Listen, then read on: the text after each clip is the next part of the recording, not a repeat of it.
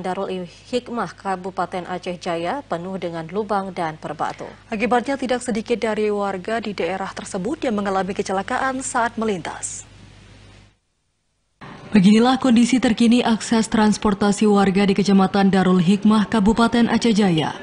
Jalan ini satu-satunya akses warga setempat untuk berbagai aktivitas sehari-hari, baik untuk kegiatan pemerintahan maupun akses perekonomian. Namun, hampir sepanjang jalan di daerah ini dipenuhi dengan lubang-lubang besar yang sewaktu-waktu bisa menyebabkan kecelakaan bagi para pelintas, terutama di saat musim penghujan dan pada malam hari. Bahkan, tidak sedikit dari para pengguna kendaraan bermotor mengeluh soal kerusakan di sepanjang jalan akses antar desa di Kecamatan Darul Hikmah, terutama para pengendara sepeda motor. Ditambah lagi kendaraan berukuran besar seperti truk pengangkut kelapa sawit yang kerap kali melintas di jalan ini sehingga bisa menambah kerusakan jalan.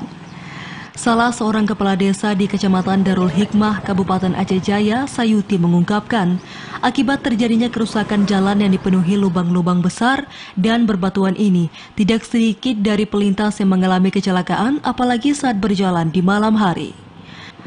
Menurut Kepala Desa Sayuti, jalan ini merupakan akses utama yang sering dilewati karena jalur alternatif lain harus ditempuh dengan waktu yang lama.